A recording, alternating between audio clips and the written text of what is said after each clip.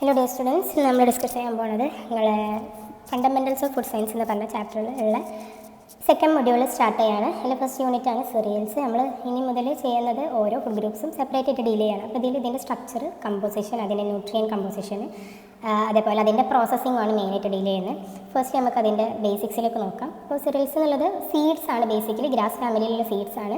അതിൻ്റെ ഡെറിവേഷനൊക്കെ ഒറിജിനൊക്കെ ഒരു Roman goddess of grain എന്നുള്ള അവരുടെ പേരിൽ നിന്ന്, സീരീസ് എന്ന് പറഞ്ഞ പേരിൽ നിന്നിട്ടുള്ളതാണ്. അതുപോലെ അത് ഡയറക്റ്റ്ലി ഗ്രെയിൻസ് ഒന്നെങ്കിൽ ഡയറക്റ്റ്ലി കൺസ്യൂം ചെയ്യാം, ആസ് സച്ച് അത് കൺസ്യൂം ചെയ്യാം, ഒന്നെങ്കിൽ റൈസോ വീറ്റ് അതേപോലെ കൺസ്യൂം ചെയ്യുന്ന പോലെ, അല്ലെങ്കിൽ മോഡിഫൈ ചെയ്തെടുത്ത് ഫ്ലോറോ സ്റ്റാർച്ചൊക്കെ ആക്കിയിട്ട് കൺസ്യൂം ചെയ്യാൻ പറ്റും. അപ്പോൾ ഇത് നല്ല ഏറ്റവും കൂടുതൽ കലോറി തരുന്നതും അതേപോലെ half of the protein requirement meet ചെയ്യുന്നത് സെറിയൽസ് ആണ്. അതേപോലെ ഇതിൻ്റെ ഒരു ബെനിഫിറ്റ് എന്താ വെച്ചാൽ കൂടുതൽ സ്റ്റോറേജ് ടൈമിംഗ് ഉണ്ട്, ഷെൽഫ് ലൈഫ് ഹൈ ആണ്, അതേപോലെ ലോ കോസ്റ്റ് ആണ്, ന്യൂട്രീഷൻ കോൺട്രിബ്യൂഷൻ ആണെങ്കിലും ഹൈ ആണ്, പ്ലസ് ഇത് സ്റ്റേപ്പിൾ ഫുഡായിട്ടാണ് യൂസ് ചെയ്യുന്നത്. സ്റ്റേപ്പിൾ ഫുഡ് എന്ന് പറഞ്ഞാൽ ഇപ്പോൾ ഇന്ത്യൻസിന് റൈസാണ് സ്റ്റേപ്പിൾ ഫുഡ്, യൂറോപ്യൻസിനൊക്കെ നോക്കുകയാണെങ്കിൽ ബ്രെഡാണ് സ്റ്റേപ്പിൾ ഫുഡ് എന്ന് വെച്ചാൽ നമ്മൾ നിത്യം കഴിക്കുന്ന ഒരു മേജർ ഫുഡ്. ഇനി നോക്കുകയാണെങ്കിൽ ഇതിൻ്റെ സ്ട്രക്ചറാണ്. അപ്പോൾ ഇങ്ങനെയാണ് ഇതിൻ്റെ സ്ട്രക്ചർ വരുന്നത്. ഒരു സീഡ് കംപ്ലീറ്റ് ആയിട്ട് നോക്കുമ്പോൾ ഇങ്ങനെയാണ്. ഇത് പ്രോസസ്സ് ചെയ്തിട്ടാണ് നമുക്ക് ഓരോ ഫോമിലുള്ള റൈസും വീറ്റൊക്കെ കിട്ടുന്നത്. മെയിനായിട്ടും 83% വരുന്ന എൻഡോസ്പേം, 14.5% വരുന്നതാണ് ജേം, 2.5 അതിൻ്റെ ബ്രാൻ വരും. ബ്രാൻ എന്ന് പറഞ്ഞാൽ അതിൻ്റെ ഔട്ടർ മോസ്റ്റ് കവറിങ്, അതിൻ്റെ തവിട് എന്ന് പറയുന്ന ബ്രാന്. എൻഡോസ്പേം ആണ് ഏറ്റവും മെജോറിറ്റി വരുന്നത്, ഈ വൈറ്റ് പോർഷൻ ആകുന്ന ഈ ഒരു ഭാഗം വരുന്നത്. ജേം ഇങ്ങനൊരു കോർണർ മാത്രമേ വരുന്നുള്ളൂ. പിന്നെ വരുന്നതാണ് അല്യൂറോൺ സെൽ ലെയർ എന്ന് പറഞ്ഞ ഒരു എക്സ്ട്രാ ലെയർ വരുന്നുണ്ട്. അതിപ്പോൾ പറഞ്ഞ ജേമിനും ബ്രാനിൻ്റെ ഇടയിൽ വരുന്ന ഒരു ലെയറാണ്. ഓക്കെ, ഡീറ്റെയിൽ ആയിട്ട് നമുക്ക് നോക്കാം. ബ്രാൻ എന്ന് പറഞ്ഞാൽ അതിന് തന്നെ കുറേ ലെയേഴ്സ് ഉണ്ട്, ഏകദേശം 6 ലെയേഴ്സ് ആയിട്ട് വരുന്നുണ്ട്. ഏറ്റവും പുറത്ത് വരുന്ന ഔട്ടർ മോസ്റ്റ് ലെയറാണ് എപ്പിഡെർമിസ്, തിൻ വോൾഡ് ആയിട്ടുള്ള ലോങ് റെക്ടാങ്കുലർ സെൽസ് ആണ് അതിൽ വരാം, എപ്പിഡെർമിസ്. അതിൻ്റെ താഴെ വരുന്നതാണ് ഹൈപ്പോഡെർമിസ്. ഓക്കെ, ഡെർമിസിൻ്റെ താഴെ വരുന്നതാണ് ഹൈപ്പോഡെർമിസ്. ഇന്നർമോസ്റ്റ് ലെയർ ഓഫ് പെരികാർപ്പാണ്. പെരികാർപ്പാണ് ഏറ്റവും പുറത്ത് വരുന്നതാണ്. ഓക്കെ, പുറത്ത് വരുന്ന ലെയേഴ്സ് നമ്മൾ പെരികാർപ്പ് പറയാം. ഇവിടെ കണ്ടോ, ഈ 4 കൂടി കൂടിയിട്ടാണ് പെരികാർപ്പ്. അപ്പം ഇതിൻ്റെ ഇന്നർമോസ്റ്റ് ലെയറാണ് പെരികാർപ്പ്. ആൻഡ് വേരിയിങ് തിക്നെസ്സിലാണ് ഈ ഹൈപ്പോഡെർമിസ് ഓരോ സെൽസിലും ഉണ്ടാകുക. ഇന്നർ പെരികാർപ്പ്, ഇത് ഈ പറഞ്ഞ എപ്പിഡെർമിസ്, ഹൈപ്പോഡെർമിസും ഔട്ടർ പെരികാർപ്പാണ്. ഇന്നർ പെരികാർപ്പിൽ വരുന്നതാണ് ട്യൂബ് സെൽസും ക്രോസ് സെൽസും. അപ്പോൾ ഇവിടെ റൈപ്പൻ ചെയ്യുന്ന സമയത്ത് അല്ലെങ്കിൽ ഇത് മുളക്കുന്ന സമയത്ത് ഇത് കീറിപ്പോവാണ് ചെയ്യുക. ഓക്കെ, ആൻഡ് ഇവിടെ കുറച്ച് ഇവിടെ നിന്നാണ് നമ്മൾ വേരൊക്കെ റെപ്രസെൻറ്റ് ചെയ്തിട്ട് ലെയർ ഔട്ട് ചെയ്തിട്ട് വരാം. ഓക്കെ, ബ്രാഞ്ച് ചെയ്ത് വരാം. ഹൈഫ എന്നാണ് ആ വേരിയന് പറയാം. മെച്ചുറേഷൻ്റെ സമയത്തേ അത് നടക്കുള്ളൂ. ബ്രാൻ ഇനി ബാക്കി പറയുമ്പോൾ ടെസ്റ്റ അല്ലെങ്കിൽ സീഡ് കോട്ട് വരുന്നുണ്ട്. നിങ്ങൾ നമ്മളെ ബോട്ടണിയൊക്കെ പഠിച്ചിട്ടുണ്ടാവും. ടെസ്റ്റ അല്ലെങ്കിൽ സീഡ് കോട്ട് തിന്നായിട്ടുള്ള ഡബിൾ ലെയർഡായിട്ട് വരുന്ന ഒരു ലെയറാണ്. ഇതാണ് ഹൈലി പിഗ്മെൻറ്റഡ് ആയിട്ടുള്ള ലെയർ. ഓക്കെ, ഇതിനാണ് അതിൻ്റെ ആ ഒരു സീഡിൻ്റെ കളറ് പ്രസൻ്റ് ആയിട്ടുള്ളത് ഈ ഒരു സീഡ് കോട്ടിൻ്റെ ലെയറിലാണ്. ഹയലിൻ ആൻഡ് ന്യൂസെല്ലാർ ലെയറാണ് പിന്നെ അടുത്തത് വരുന്നത്. അവിടെ അതൊരു കളർലെസ് ലെയറാണ്, കൂടുതലായിട്ടുള്ള സെല്ലുലാർ സ്ട്രക്ചേഴ്സ് ഒന്നും അവിടെ വരുന്നില്ല. ഇനിയുള്ളതാണ് അല്യൂറോൺ ലെയർ. അല്യൂറോൺ ലെയർ പറയുമ്പോൾ ഇവിടെ 1-2 ലെയർ ഓഫ് സെൽസ് ആണ്. ഓക്കെ, ഈ ഒരു ജസ്റ്റ് ഒരു സെല്ലുലാർ ലെയറാണ്, കംപ്ലീറ്റ് ആയിട്ടും അതിനെ കവർ ചെയ്യുന്നുണ്ട്. വീറ്റിൽ കാണുന്നുണ്ടെങ്കിൽ തിക്കായിട്ടുള്ള ക്യൂബിക്കൽ സെൽസ് ആണ്, ക്യൂബ് ഷേപ്ഡ് സെൽസ് ആണ്. 70% ഓഫ് ഗ്രീൻ വെയിറ്റ് ആണ് അതിലുണ്ടാകുക. ഇതിൽ 20% പ്രോട്ടീനും ഓയിലും ബാക്കി മിനറൽ മാറ്ററും വരുന്നുണ്ട്. അത്യാവശ്യം ന്യൂട്രിയൻ റിച്ച് ആയിട്ടുള്ള ലെയറാണ് കേട്ടോ. ഈ ഒരു സീഡിനുള്ള ന്യൂട്രിയൻ കണ്ടന്റ് പ്രൊവൈഡ് ചെയ്യുന്നത് ഈ ഒരു ലെയറിനാണ്. നിക്കോട്ടിനിക് ആസിഡ് എന്ന് വരുന്നുണ്ട്, അതേപോലെ ഫൈറ്റിക് ആസിഡ്സും പ്രോട്ടീൻസും എവിടെ വരുന്നുണ്ട്, ഗ്രെയിൻ ഫോമിൽ, ഗ്രാനുലർ ഫോമിൽ ഈ ഒരു സെൽസിൽ കാണുന്നുണ്ട്. ഇനി വരുന്നതാണ് എൻഡോസ്പേം. എൻഡോസ്പേം എന്ന് പറഞ്ഞാൽ പല സൈസിലും പല ഷേപ്പിലും വരുന്നുണ്ട്. ഏറ്റവും കൂടുതൽ ഇതിൻ്റെ ന്യൂട്രിയൻ കണ്ടന്റ് ആണ് സ്റ്റാർച്ചും പ്രോട്ടീനാണ്. നമുക്കിവിടെ കാണാം ഒരു സ്പെറിക്കൽ ഗ്രാനുൾസ് ഓഫ് സ്റ്റാർച്ചൊക്കെ ഒരു പ്രോട്ടീൻ മെട്രിക്സിൽ എംബഡ് ചെയ്ത് കിടക്കുന്ന രീതിക്ക് വെച്ചാൽ ഈ വൈറ്റ് പാർട്ട്, ഇപ്പോൾ ഇവിടെ കാണുന്ന വൈറ്റ് പാർട്ട് ആണ് നമ്മൾ പ്രോട്ടീൻ മെട്രിക്സ് ആയിട്ട് വരാം, അതിൻ്റെ ബാക്ക്ഗ്രൗണ്ട് ആയിട്ട് വരാം. അതിൽ സ്റ്റാർച്ചിൻ്റെ ഗ്രാനുൾസ് എംബഡ് ചെയ്ത് കിടക്കുകയാണ് ചെയ്യുക. ഓക്കെ, അപ്പോൾ ഈ ഗ്രാനുൾസിൻ്റെ സൈസ് പല ഷേപ്പിലും പല വലുപ്പത്തിലുണ്ടാകും. അത് ഓരോ സീരിയലിനനുസരിച്ചാണ്. ഇപ്പോൾ റൈസ് സ്റ്റാർച്ച് ഒക്കെ പറയുമ്പോൾ ഓരോ സ്റ്റാർച്ച്, ഇപ്പോൾ ഏറ്റവും കൂടുതൽ സ്റ്റാർച്ച് വരുന്നത് നമ്മൾ വീറ്റും റൈസൊക്കെ, കഞ്ഞിവെള്ളത്തിൻ്റെ സ്റ്റാർച്ച് ഗ്രാനുൾസ് ഒക്കെ ഇതിലാണ് കാണപ്പെടുക. ഓക്കെ, അപ്പോൾ ഏറ്റവും കൂടുതൽ സ്റ്റാർച്ച് വരുമ്പോൾ അതിനനുസരിച്ച് ഗ്രാനുകളുടെ സൈസ് കൂടും. ഈ എംബ്രിയോ അല്ലെങ്കിൽ ജേം പറയുമ്പോൾ ഇത് എൻഡോസ്പേമിൽ നിന്ന് സെപ്പറേറ്റഡ് ആയിട്ടാണ് കിടക്കുക ഈ ഒരു ഭാഗം. ഓക്കെ, അപ്പോൾ ഇതിനാണ് സ്ക്യൂട്ടെല്ലം പറയുക, ഈ സെപ്പറേറ്റ് ചെയ്ത് കിടക്കുന്ന ഈ ഒരു പാർട്ടിനെ.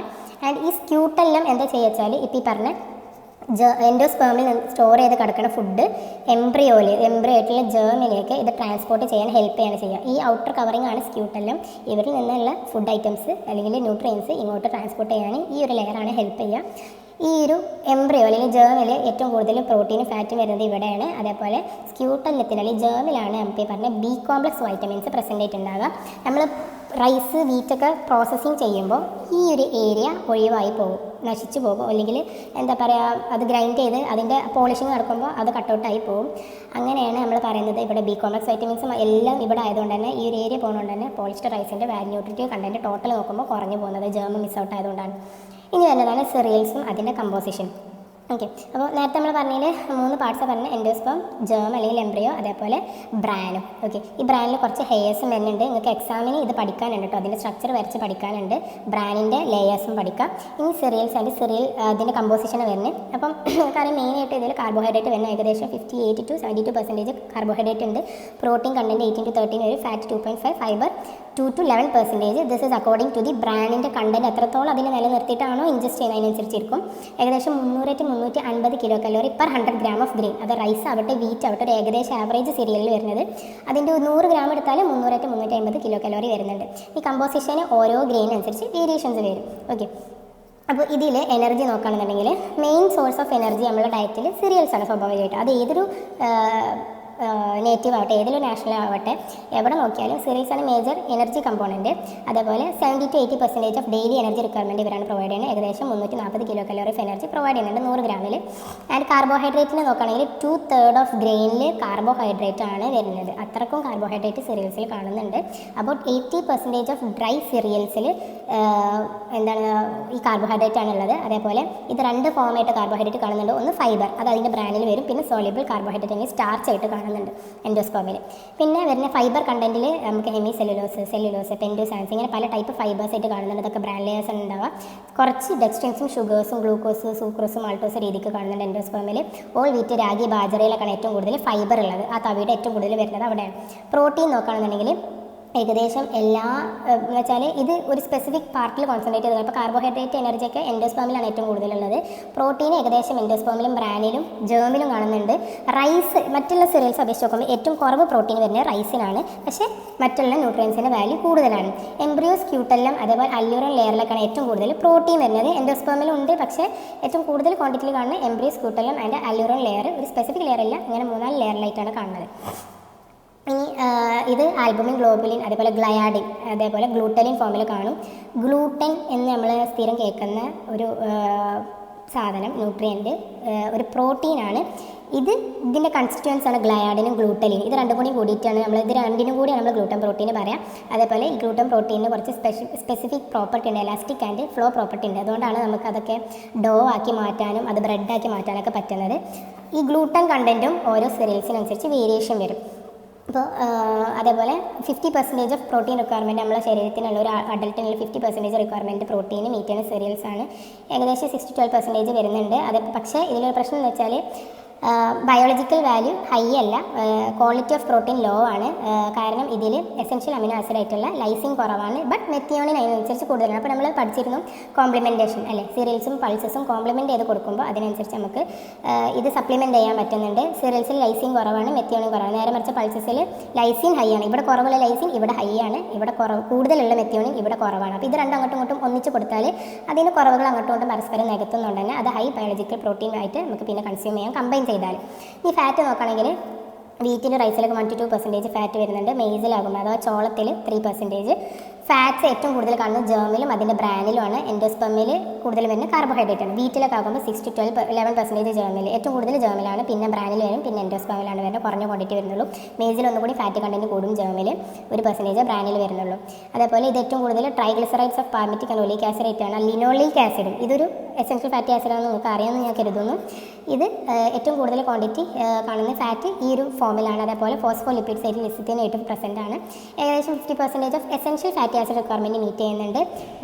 വൈൽ പൾസസിൻ്റെ ഒപ്പം കൂടിയാണെന്നുണ്ടെങ്കിൽ ഏകദേശം ഫുൾ റിക്വയർമെൻറ്റ് മീറ്റ് ചെയ്യുന്നുണ്ട്. സീരിയൽസ് ഒറ്റക്കാവുമ്പോഴാണ് EF റിക്വയർമെൻറ്റ് പകുതി മീറ്റ് ചെയ്യുന്നത്. പൾസസിൻ്റെ ഒപ്പം കൂട്ടിയാൽ നമ്മളെ കംപ്ലീറ്റ് EF റിക്വയർമെൻറ്റും മീറ്റ് ചെയ്യുന്നുണ്ട്. മിനറൽസ് വെച്ച് നോക്കുമ്പോൾ 95% ഫോസ്ഫേറ്റ് ആൻഡ് സൾഫേറ്റ്സ് ആണ് വരുന്നത്. ഈ മിനറൽസിൻ്റെ potassium phosphate, potassium sulphate, magnesium phosphate, calcium phosphate and sulphates ഇങ്ങനെയാണ് വരുന്നത്.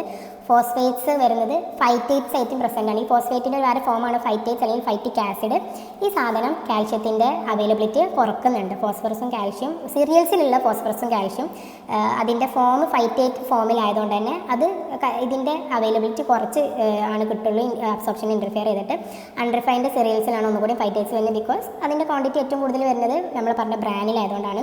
ജെർമിനേഷൻ പോലത്തെ പ്രോസസ്സസ് എന്ത് ചെയ്യുന്നുണ്ട്, ഈ സീരിയൽസിലുള്ള ഫൈറ്റേറ്റിൻ്റെ കണ്ടൻറ്റൊക്കെ കുറക്കുന്നുണ്ട് ബൈ എൻസൈമാറ്റിക് ബ്രേക്ക് ഡൗൺ.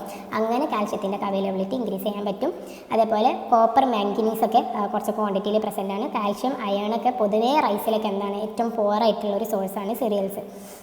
ഇനി അതേപോലെ ഇത് പോളിഷ് ചെയ്യുന്നതിനനുസരിച്ച് മാറും. ഇപ്പോൾ പറഞ്ഞ വൈറ്റമിൻസ് മിനറൽസ് ഒക്കെ ബ്രാനിലാണ് ഏറ്റവും കൂടുതൽ കാണുന്നത്. അതുകൊണ്ട് തന്നെ അത് എത്രത്തോളം പോളിഷ് ചെയ്യുന്നു അതിനനുസരിച്ച് അതിൻ്റെ അളവ് നമുക്ക് കിട്ടാണ്ടാകാണ് ചെയ്യുക. രാഗിയാണ് ഏറ്റവും റിച്ച് ആയിട്ടുള്ളത് കാൽഷ്യത്തിലായാലും. മില്ലറ്റ്സിലേക്ക് രാഗി, ബാജറ, ജോവറൊക്കെ മിനറൽസും ഫൈബറുകളും പൊതുവേ ബാക്കിയുള്ള അപേക്ഷിച്ച് നോക്കുമ്പോൾ കൂടുതലാണ്. വൈറ്റമിൻസ് നോക്കുകയാണെങ്കിൽ ഏറ്റവും ഇമ്പോർട്ടൻറ്റ് സോഴ്സ് വരുന്നത് ഹോൾ ഗ്രെയിൻസിലാണ്. വൈറ്റമിൻ ബി കോംപ്ലക്സിൻ്റെ അൺപോളിഷ്ഡ് ആൻഡ് അൺറിഫൈൻഡ് സീരിയൽസിലാണ് കൂടുതൽ സോഴ്സസ് ആയിട്ടുള്ള ഏറ്റവും കൂടുതൽ ഔട്ടർ ബ്രാൻഡിലാണ് കാണുന്നത്. അതേപോലെ ഇത് റിഫൈനിങ്ങും പോളിഷിങ്ങും ചെയ്യുന്നതിനനുസരിച്ച് അതിൻ്റെ ന്യൂട്രിയൻ കണ്ടൻറ്റ്, വൈറ്റമിൻ കണ്ടൻറ്റ് കുറയുന്നുണ്ട്. പാർബോയിലിംഗ് എന്ന് പറഞ്ഞൊരു പ്രോസസ്സിൽ എന്ത് ഹെൽപ്പ് ചെയ്യും? പാർബോയിലിംഗ് എന്ന് പറഞ്ഞാൽ പേര് പോലെ തന്നെ ബോയിൽ ചെയ്യുകയാണ്. വെച്ചാൽ ആ നെല്ലൊടക്കെ ബ്രാൻ ഒഴിവാക്കുന്നതിന് മുന്നേ അതൊന്ന് ബോയിൽ ചെയ്യും.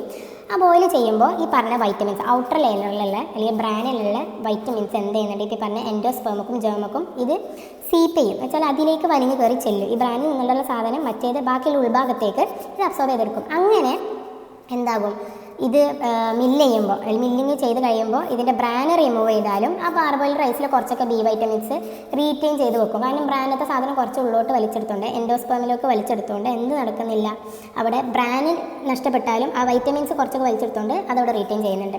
മൈദയാണ് ഏറ്റവും കുറവ് ലെസ് വൈറ്റമിൻസ്, ബീറ്റ വൈറ്റമിൻസ് എന്ന് compared to whole wheat flour. Vitamin എയും വൈറ്റമിൻ സിയും പൊതുവേ മേജറിലൊക്കെ ആബ്സെൻ്റ് ആണ്. അതേപോലെ കുറഞ്ഞ കരോട്ടിൻ കണ്ടൻറ്റാണ് അതിലുള്ളത്. ഓയിൽസ് ലൈക്ക് ഈ സീരിയൽസിലുള്ള oils like rice bran oil, ഈ തരത്തിലുള്ള എക്സ്ട്രാക്റ്റഡ് ഓയിൽസിലൊക്കെ എന്ത് വരുന്നുണ്ട്, വൈറ്റമിൻ ഇ കണ്ടൻറ്റ് ഭയങ്കര ഹൈ ആണ്. ടോക്കോഫോറുള്ളൂ. അതിന് എക്സാമ്പിൾസ് നമ്മൾ rice bran oil, canola oil പോലത്തെ സീരിയൽ ബേസ്ഡ് ഓയിൽസ്. ഇനി വരുന്നതാണ് എൻസൈംസ്. എൻസൈംസിൽ വരുന്ന കുറച്ച് എക്സാമ്പിൾസ് ആണ് അമിലേസ്, ലിപ്പേസ്, പ്രോട്ടീസ്, റിഡക്റ്റേസ്. അതേപോലെ ഈ വക എൻസൈംസ് ഉണ്ടായതുകൊണ്ട് തന്നെ ജെർമിനേഷൻ്റെ സമയത്ത് ആൽഫ അമിലേസ് ആക്ടിവിറ്റി ഇൻക്രീസ് ചെയ്യും. ഓക്കെ, ജെർമിനേഷൻ്റെ സമയത്ത് എന്ന് വെച്ചാൽ മുളപ്പിക്കുന്ന സമയത്ത് ഈ ജെർമിൽ ഏറ്റവും കൂടുതൽ പ്രോട്ടീസസ് ഉണ്ട്. അതേപോലെ ലിപ്പേസസും എന്തുണ്ട്, സീരിയൽസിലുണ്ട്. അതുകൊണ്ട് തന്നെ ഇതിലുള്ള ഫാറ്റി ആസിഡ്സ് റാൻസിഡ് ആയി പോകാൻ ചാൻസസ് ഉണ്ട്. റാൻസിഡ് ആവുന്നതിനാൽ കേടുന്ന് കാറിപ്പോൾ നമ്മൾ എണ്ണ കാറെന്ന് പറയുന്നതിനാണ് റാൻസിഡിറ്റി പറയാം. ഓക്കെ, ഇവിടെ ഡീഗ്രഡേഷൻ നടക്കുകയാണ്. അപ്പോൾ ഈ ലിപ്പേസ് ഇതിലുണ്ടായതുകൊണ്ടാണ് അവിടെ റാൻസിഡിറ്റി നടക്കുന്നത്. അപ്പോൾ ഇനി നിങ്ങൾക്ക് സ്പെസിഫിക് സീരിയൽസ് ആണ് വരുന്നത്. നമുക്കിനി അടുത്ത ക്ലാസ്സിൽ ഡീറ്റെയിൽ ആയിട്ട് നോക്കാം.